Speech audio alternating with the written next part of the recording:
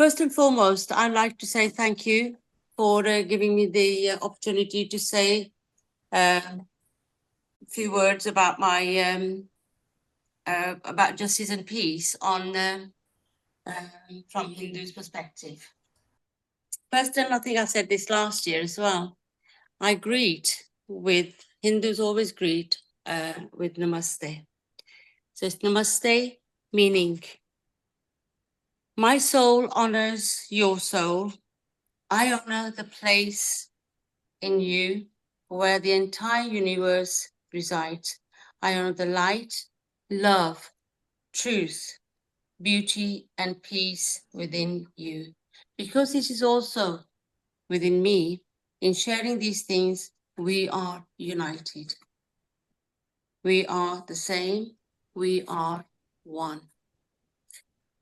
Okay, today's justice and peace from Hindus' perspective. Hindus' views on peace and justice are based on principles of non-violence, duty, and respect for all living things.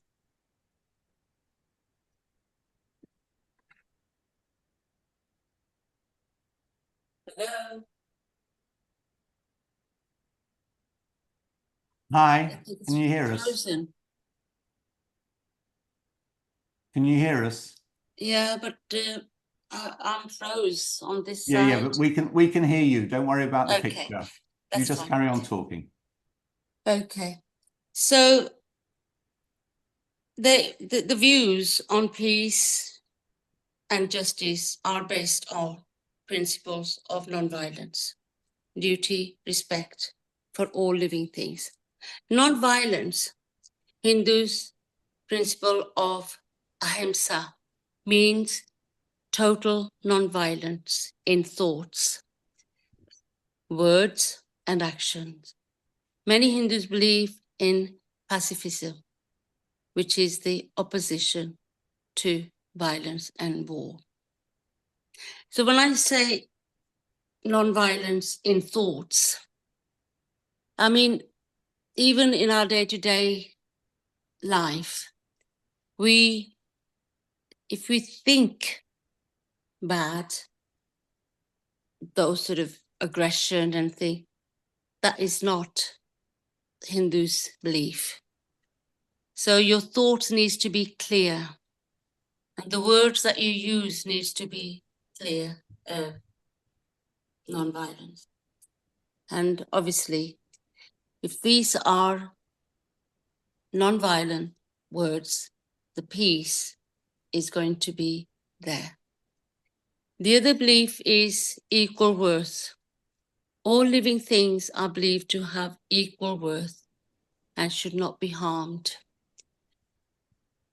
When I say all living things, outside in my garden, I have plants. We have trees, and all these, they are living things. So we should not harm them. People say, keen gardeners, when they talk to their plants, the plants thrive. So that is, again, being equal, treating plants, every human beings, irrespective of color, creed, religion. We should all be treating everybody equal. Restorative justice. Restorative justice. Many Hindus believe in restorative justice or transformative justice. We believe, Hindus, in making up, apologizing. I recall when I used to work for the probation service, we had a project under restorative justice, and that really worked. Got the victims and the perpetrators face to face, and they apologized, and that really was putting that into Hinduism's belief into practice. Forgiveness being the other. Hindus believe that one should forgive others and seek forgiveness if they have wronged someone. I recall, again, going back to my work days, a colleague of mine whose uncle was in hospital, and the uncle was not very kind.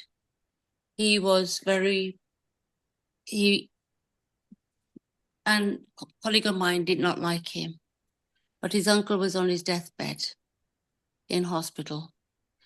And I said to him, to my colleague, he was Muslim, and he always called me big sister, called me Baji. And I said, Azra, go and see your uncle and seek for, from your side of, just go and see him, forgive him for what he's done. He did. He went to see him, and 2 days later, his uncle passed away. And he came into my office and he said, Baji, thank you for sharing that with me. Forgiveness was. So he felt good in himself for forgiving his uncle. World peace. Hindus believe that rejection of violence can lead to world peace. I was thinking, if the world leaders put some of this into practice, these beliefs, I think we'd all have a very peaceful world. You got another belief of peaceful remedies. Ancient Hindu writers advocated for exhausting peaceful remedies before resorting to war. But these days, what's happening currently, very sad, but it is just not, if we put all these beliefs into place, we would, like I said, the place would be very peaceful. In Hindu scriptures, we have, you must have heard the Ramayana stories, teaches children the importance of doing good deeds and always helping others. Kids should always follow the path of good, as in the end, good prevails and bad loses. They can get inspired by Rama's disposition. Even after many hardships, Rama didn't leave his good nature until the end. Hinduism is very deep, very, very deep indeed. If I was to go into details, it would take a long time to get through. We have another deity, Shani Dev. He's a male Hindu. In the Puranas, his iconography consists of a figure with a dark complexion, carrying a sword and sitting on a buffalo or sometime on a crow. He is the god of karma, justice, and retribution, and delivers results depending upon one's thought, speech, and deeds. As I said earlier, we think before we say something, not hurting anybody. So he is, Shani Dev he looks into justice. So when we do like I said, he's the god of karma and justice. In India, when I go in my village, there's a temple of Shanidev. On every Saturday, locals go to the temple and they put oil, mustard oil, and black lentils. So you know, that is one of the, you know, significance that they put that, and whatever they done wrong, they ask for forgiveness from Shani Devji. Lord Vishnu, I think I sort of mentioned in my last year's talk, he's a preserver of universe. He's often considered as one of the most peaceful gods in Hinduism. He is depicted as calm, composed, and compassionate towards all being. He's also known for his ability to maintain balance and harmony in the universe.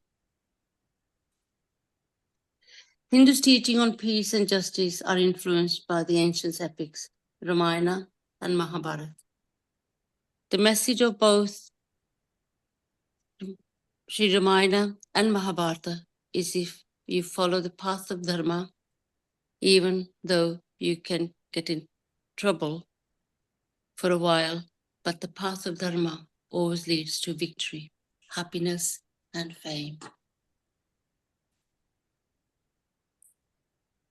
We have lots of other, I've just mentioned Shanidev.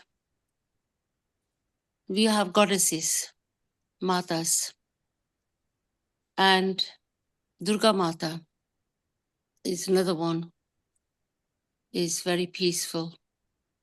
And Ganga, that's River Jamuna, rivers. I mean, that in itself, on the practical side of things, how I see it, you sit on the edge of any river, it's very calming, peaceful. So there's so many details, very deep again, but there's a lot of deities in Hinduism that follows the path of justice and peace from within Hinduism. Last time I recited Gayatri Mantra. Gayatri Mantra gives me the inner peace. And if I'm stressed out, or I recite the Gayatri Mantra, and it is very, very powerful.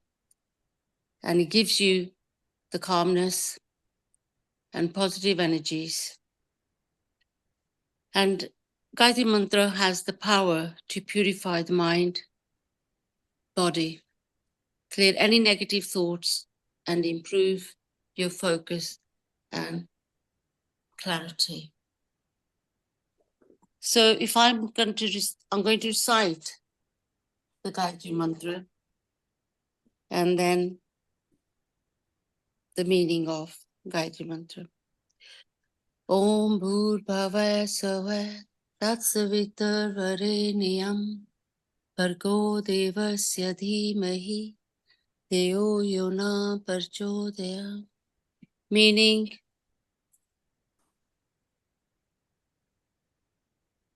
O God, thou art the giver of life, the remover of pains and sorrow, the bestower of happiness, O Creator of the universe, may we receive thy supreme sin-destroying light.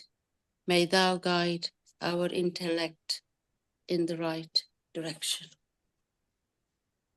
Thank you very much. I think I've probably gone over the time for listening.